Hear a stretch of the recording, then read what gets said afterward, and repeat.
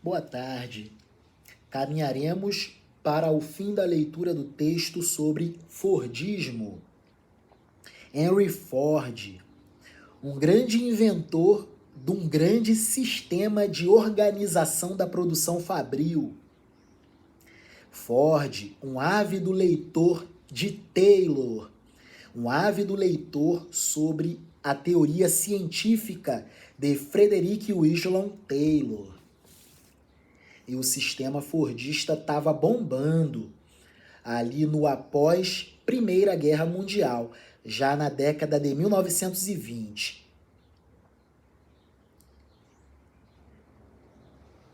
Próximo tópico, dentro do texto sobre o Fordismo, Teoria Geral da Administração, nossa nova playlist. Vamos lá. Próximo tópico do texto do Fordismo. Declínio do Fordismo. A produção fordista foi um sucesso e em pouco mais de 2 décadas, o modelo T era o modelo mais comum nos Estados Unidos. Era o grande exemplo de automóvel da sociedade norte-americana. Todo mundo queria. Consumo de massa, sociedade de massa.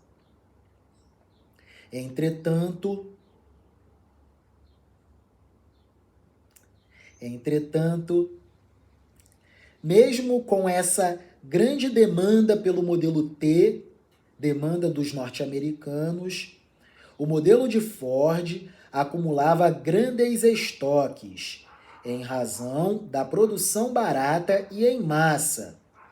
Como era muito barato o custo para se produzir o modelo T, o grande automóvel da época, 1920, então, no chão de fábrica das indústrias de Ford, pau na máquina, vamos produzir. Então, não havia uma preocupação muito grande com elevados estoques, porque a demanda era padronizada. A certeza era de que o produto estava sendo demandado muito bem pela sociedade e seria demandado ainda mais. Tudo indicava para isso. E também esse produto estava sendo muito exportado para a Europa. Então, para além de uma demanda local, consumo interno dos Estados Unidos, estamos tendo a oportunidade de favorecer as nossas exportações do modelo T para a Europa. Então, é uma observação de uma sociedade de massa em nível global. Sem interrupções, do início para o fim do texto. A produção fordista foi um sucesso e em pouco mais de 2 décadas, o modelo T era o modelo mais comum de automóvel nos Estados Unidos, sendo exportado para a Europa, principalmente após a Primeira Guerra Mundial. Década de 1920. Entretanto, o modelo de Ford acumulava elevados e gigantescos estoques, em razão da produção barata, do baixo custo de produção e da produção em massa. Ganhos altíssimos de escala de produção industrial. Cada vez mais ganhava-se escala na produção industrial. E a expectativa é de que, como estamos exportando para a Europa, a demanda tenderá a se expandir cada vez mais. Entretanto, o modelo de Ford acumulava grandes estoques, razão da produção barata e em massa. Esse quesito trouxe um acúmulo de mercadorias, gigantescos e grandes estoques, potencializados por uma crise da superprodução de caráter macro e global, uma crise internacional, que começa com a quebra da Bolsa de Valores de Nova York. Bolsa de Valores que negociava muitas ações de empresas industriais norte-americanas. Portanto, não é difícil perceber que, como na indústria fordista a ordem era produzir muito, porque sempre teremos demanda, o preço das ações das empresas industriais norte-americanas cotadas na Bolsa de Nova York no final da década de 20, ali por volta de 1927, 28, estava com preços elevadíssimos, cotação de preços elevadíssimos. Todo mundo querendo comprar ações das empresas industriais norte-americanas, principalmente a empresa automobilística de Ford. Até exportando está, então, cotação elevada de preços. As ações das empresas de Ford cada vez mais se valorizavam no mercado financeiro. Cotações em altíssima alta. Mas os estoques de mercadorias estavam muito elevados. E o que acontece quando os estoques estão elevados? Há uma super oferta de mercadorias na economia. Logo, os preços despencam generalizada e insistentemente, provocando, portanto, deflação. E as ações que estão cotadas na Bolsa de Nova York? Despencam também. Deflação no preço das ações das indústrias norte-americanas, também indústrias fordistas. Essa superprodução, os estoques elevadíssimos, essa superprodução ocorreu porque grande parte dos produtos estadunidenses era vendida para a Europa após a Primeira Guerra Mundial e no decorrer da década de 1920. Entretanto, no decorrer da década de 1920, a Europa começou a se reestruturar, reindustrialização da Europa, recuperação do parque industrial europeu que havia sido destruído pela Primeira Guerra Mundial. Logo, os europeus passaram a comprar menos produtos dos Estados Unidos. No entanto, as indústrias estadunidenses continuavam a produção acelerada, o que fez aumentar os estoques, pois as vendas já não eram como antes. As vendas já não eram como antes. Vale destacar que, à época, não existia uma concepção do planejamento estratégico para ajustes de variáveis macroeconômicas, juro, inflação, deflação, produção e emprego. Não havia uma gestão macroeconômica da economia estadunidense. A macroeconomia só surge a partir da teoria de Keynes, da teoria keynesiana. É da década de 30 para lá. Então, como não havia uma gestão macroeconômica da economia norte-americana, pau na máquina, vamos produzir. As ações das indústrias tendem a estar sempre em alta. O preço das ações das indústrias norte-americanas tende sempre a estar em alta. Então, pau na máquina. A expectativa é de que sempre haverá demanda. O que aconteceu? Superestoques, gigantescos estoques, fazem com que haja desova de mercadorias na economia e os preços caem, deflação. Esse é o contexto da crise de 1929. Deflação. Deflação dos preços das mercadorias da economia real e dos preços dos ativos da economia financeira. Deflação. Queda abrupta e absoluta do preço, de todos os preços econômicos. E irradiação para todo o globo, para todo o mundo. Fordismo e Taylorismo. Antes de Henry Ford, outro empresário já havia pensado em um modelo de produção que atendesse à demanda da época, Frederick Winslow Taylor. Taylor desenvolveu um modelo em que o conhecimento do processo de produção era exclusivo de uma pessoa, no caso, um gerente. O trabalhador não precisava saber o porquê da sua função, mas apenas executá-la. O trabalhador não precisava ter a noção da dimensão do todo do processo produtivo da mercadoria que ele produzia. Não. Trabalhador especializado para fazer apenas um processo de trabalho dentro do todo do processo produtivo da mercadoria.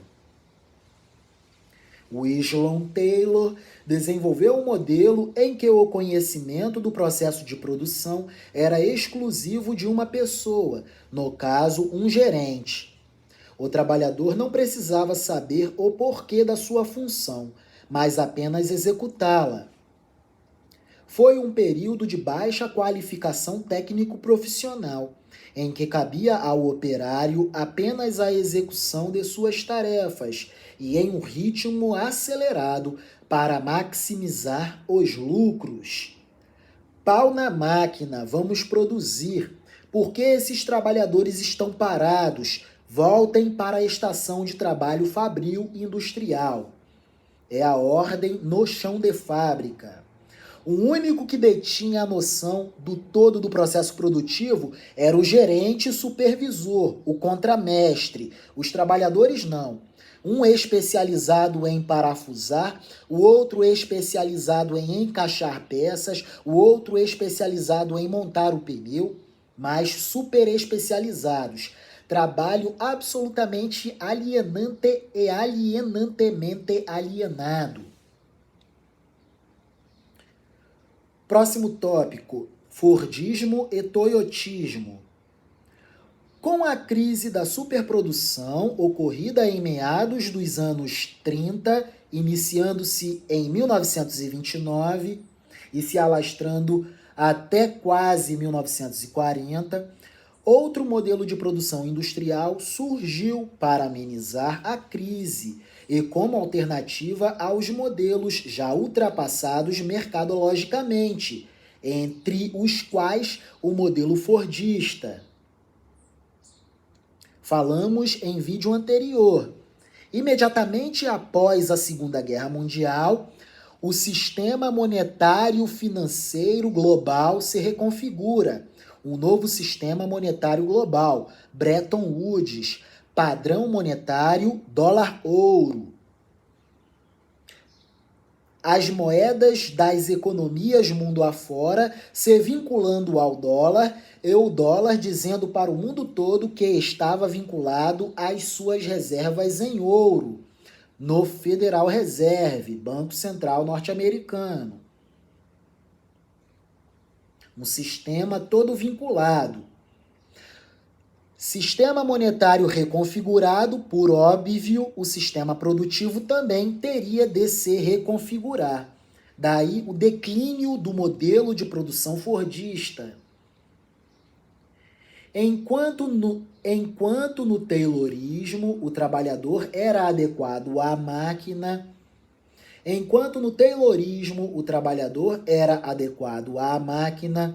tendo sua produção cronometrada e programada, o Fordismo fez o contrário e evoluiu o Taylorismo, adaptando as máquinas ao trabalhador, com a inovação da esteira rolante, do trabalho especializado, trabalho superespecializado.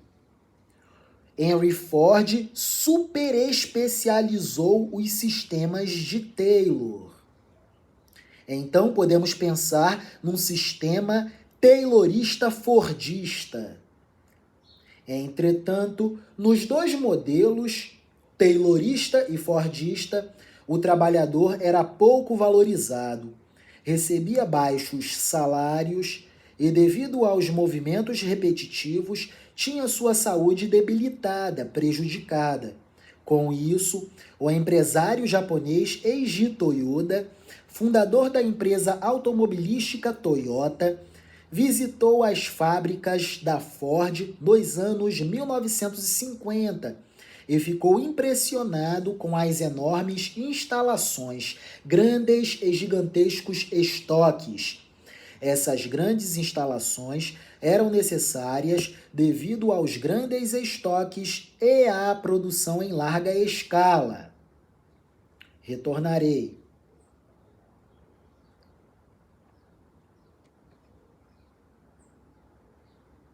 Rapidamente, estamos observando o nascimento do toyotismo, que surge a partir do declínio e decadência do fordismo. É a transição do fordismo para o pós-fordismo, encampado pelo toyotismo.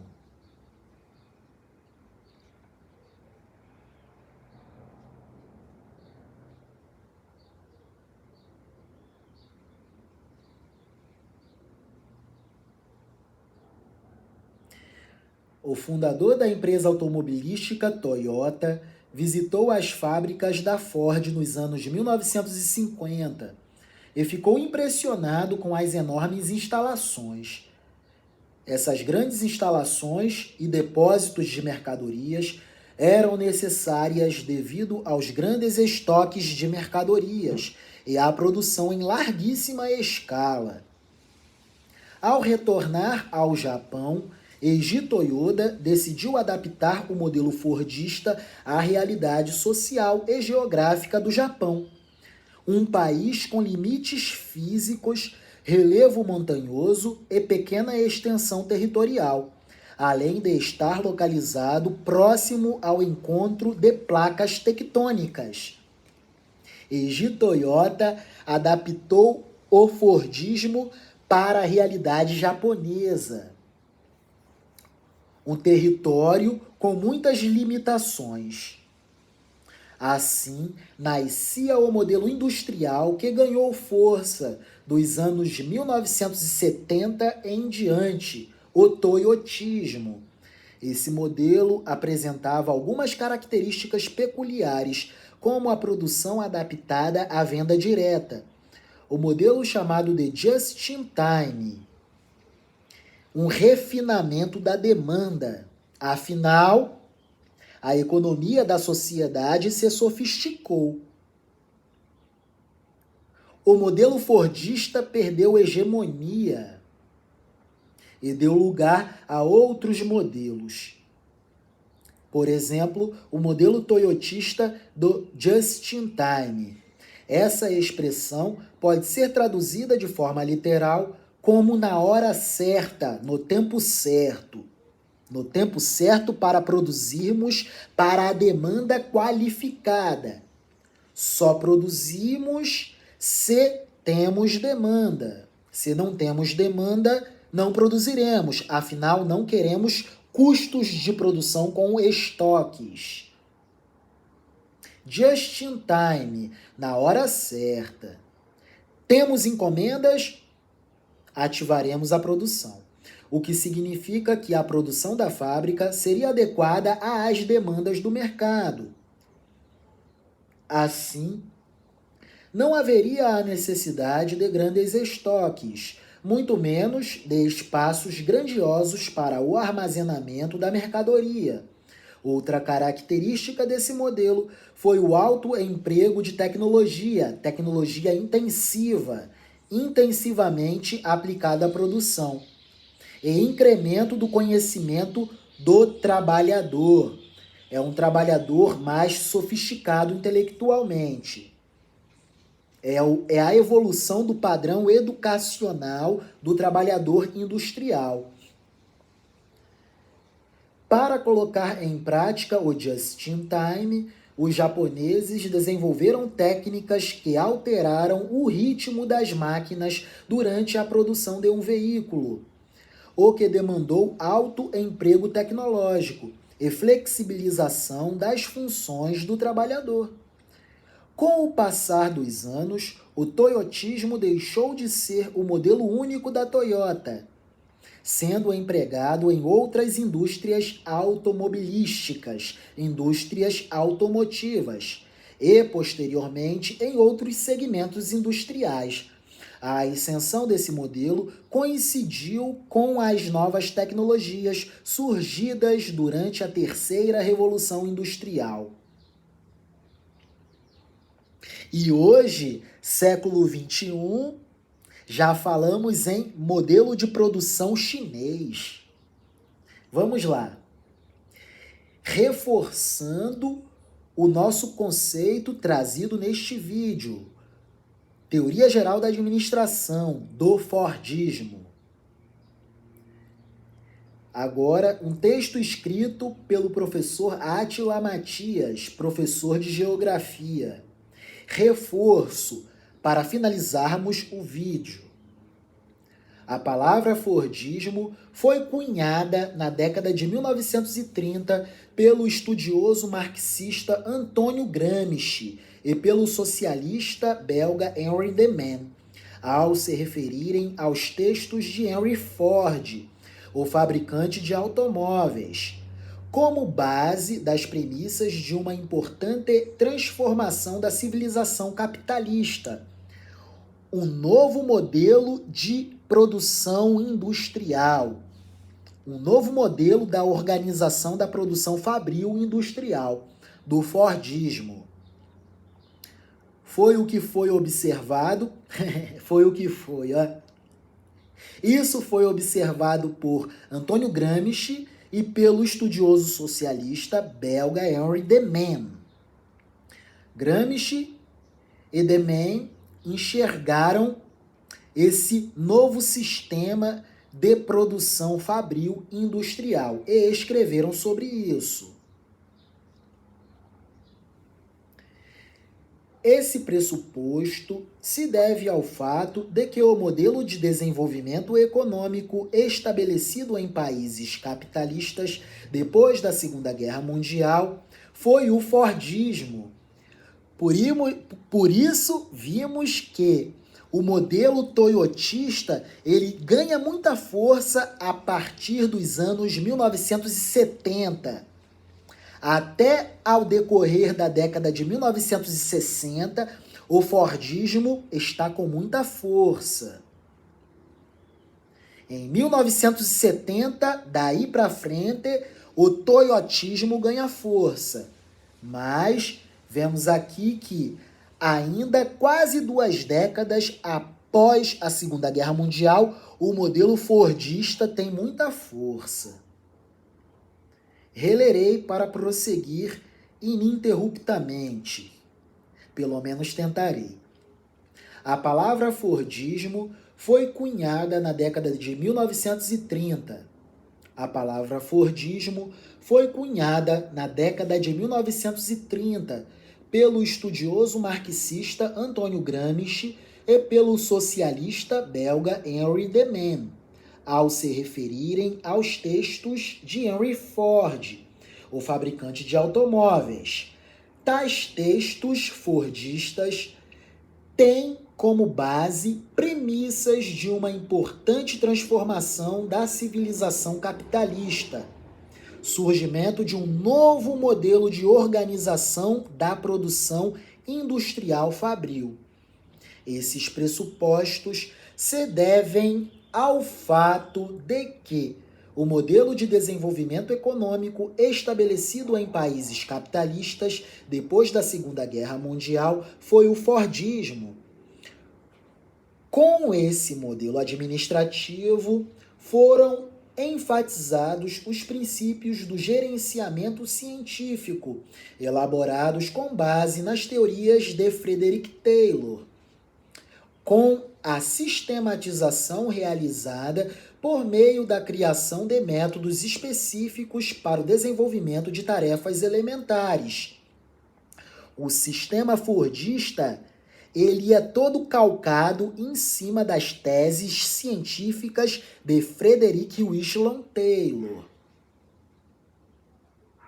Desenvolveu-se dessa forma uma divisão entre as tarefas e a especialização de funções de modo padronizado, buscando, portanto, a automação da linha do chão de fábrica, da linha de produção, das estações de trabalho dos operários. A automação, processos na produção industrial, processos automatizados. O trabalhador super especializado em uma só ação. Ele já automatizou-se a si próprio, já está automatizado dentro da linha da produção fabril.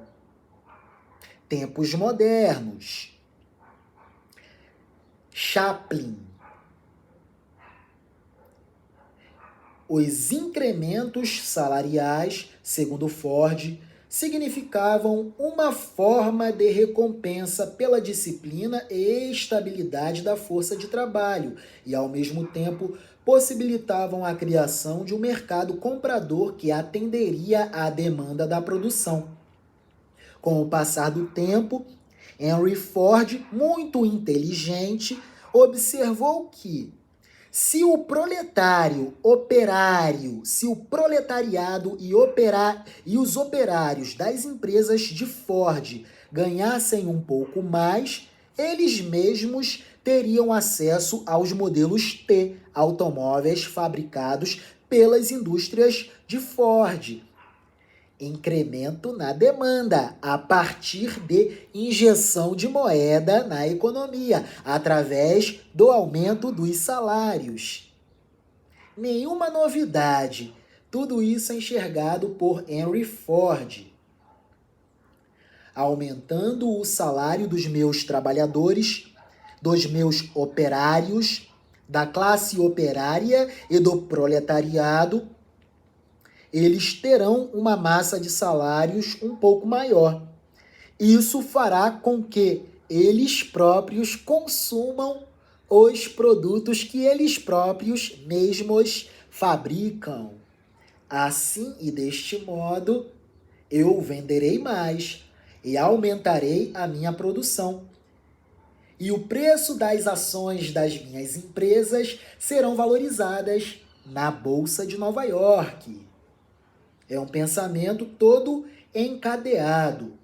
É um pensamento de raciocínios lógicos e encadeados. Os incrementos salariais, segundo Ford, significavam uma forma de recompensa pela disciplina e estabilidade da força de trabalho e, ao mesmo tempo, possibilitavam a criação de um mercado comprador que atenderia à demanda da produção. Verificamos que o Fordismo se liga à modernidade, à época em que surge a sociedade de massa, como um estilo burocrático e racionalista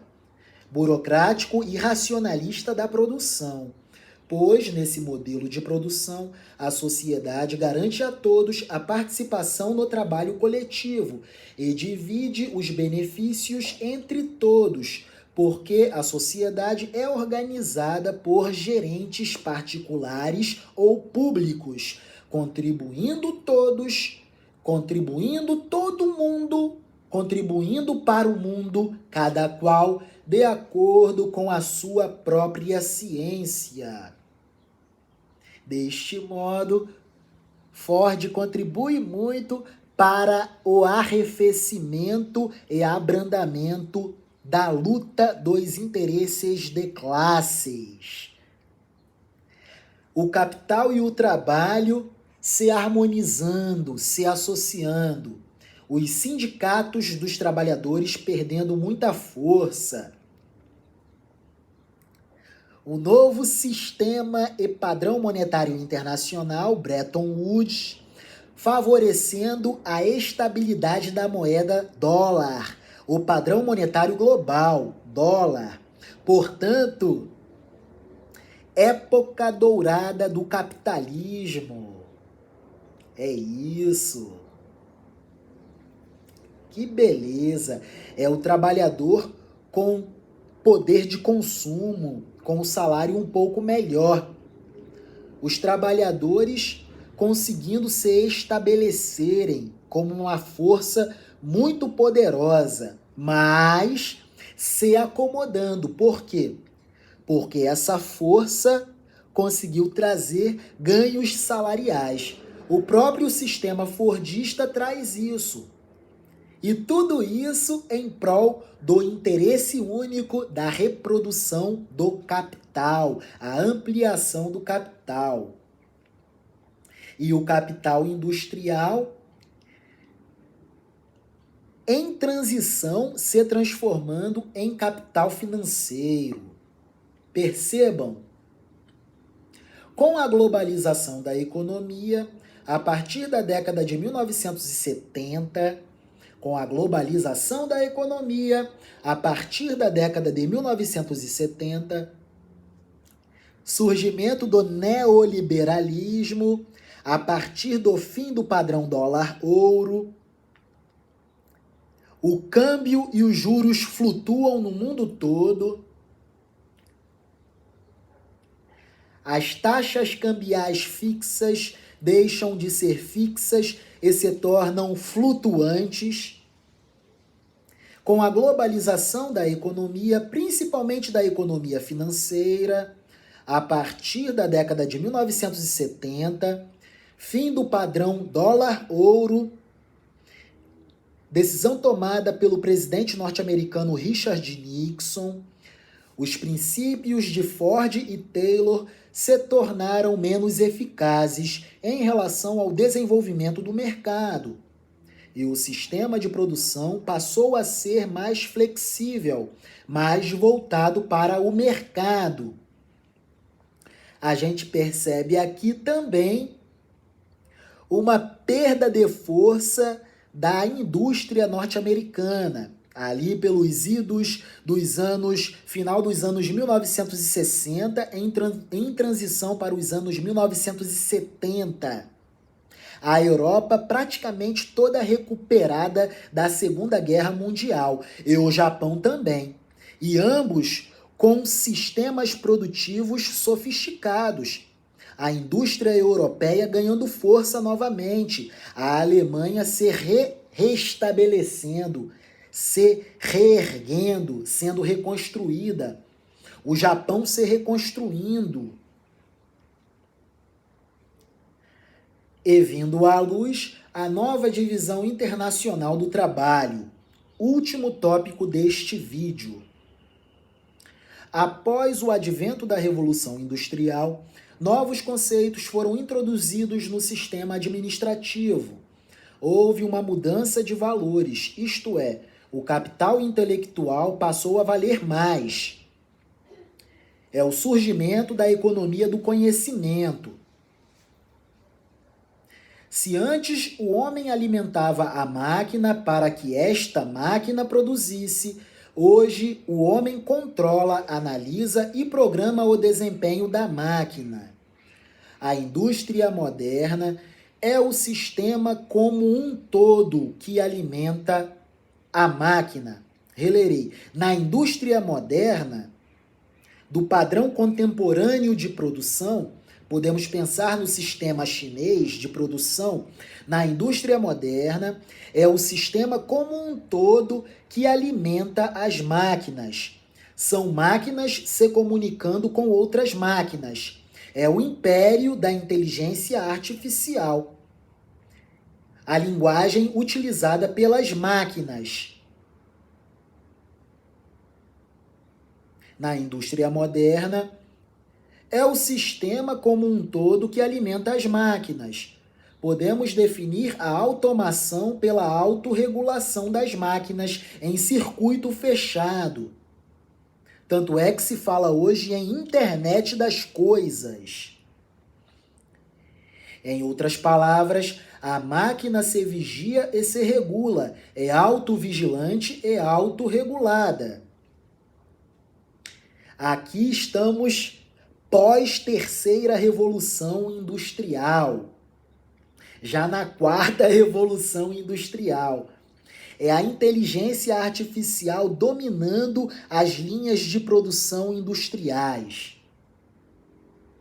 máquinas que se comunicam com outras máquinas. O trabalhador agora é o gerente, é o programador das máquinas. A demanda para o consumo totalmente conhecida pelo produtor industrial. É uma demanda totalmente segmentada para uma oferta totalmente orientada para esta segmentação. É uma oferta toda significada e orientada para essa segmentação de demanda. Segmentação da demanda e segmentação da oferta. Já se sabe o que vai produzir. Produzimos para uma demanda específica. Antigamente, a sociedade em geral via os avanços tecnológicos, a automação industrial, por exemplo, como um fator de redução de mão de obra, o que de fato ocorre em um primeiro momento, em determinado momento. No entanto, a automação dos sistemas de produção faz também com que surjam novas oportunidades de trabalho, mas que exigem profissionais mais qualificados.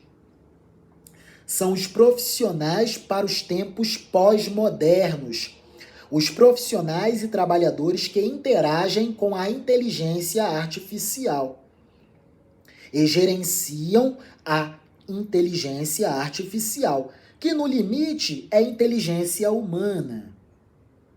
É criação da inteligência humana. Assim, o papel do ser humano se inverteu. Em vez de coadjuvante, passou a ser o sujeito do processo, utilizando a sua capacidade intelectual no novo padrão da economia do conhecimento. Dentro dessa nova realidade, os níveis hierárquicos tendem a diminuir. A distância entre os órgãos de cúpula da empresa, que eram outrora muito distantes, ficam mais aproximados do chão de fábrica. Agora tudo está interconectado. Os níveis hierárquicos tendem a se aproximar dos níveis mais baixos. Os níveis hierárquicos passam a se aproximar dos níveis mais baixos. A hierarquia da administração se achata e se enlarguece. Dentro dessa nova realidade da economia do conhecimento, os níveis hierárquicos das empresas tendem a diminuir, pois todos são partes integrantes do processo produtivo, ao mesmo tempo em que se buscam a racionalização do trabalho e o aumento da lucratividade, a partir da evolução da produtividade do trabalho.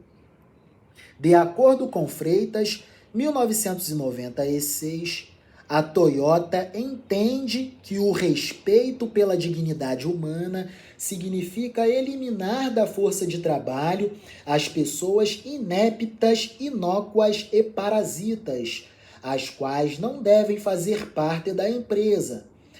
Deve despertar em todos a consciência de que podem aperfeiçoar o processo de trabalho por seu próprio esforço. É o trabalhador sendo incentivado a se enriquecer intelectualmente para incrementar o processo produtivo. Mas se o trabalhador não quiser evoluir a produtividade do trabalho dentro do seu processo produtivo, que saia da empresa. Que a empresa desenvolva o sentimento de participação e o fomento para o trabalho em equipe. Nessa concepção, descobrir e eliminar sequências desnecessárias de trabalho e de movimentos supérfluos por parte dos trabalhadores é algo também relacionado ao empenho da racionalização. do livro Evolução do Pensamento Administrativo, de Luiz Fernando Barcelos. É isso. E trabalhamos o tópico do Fordismo, teoria geral da administração. É isso. Maravilha.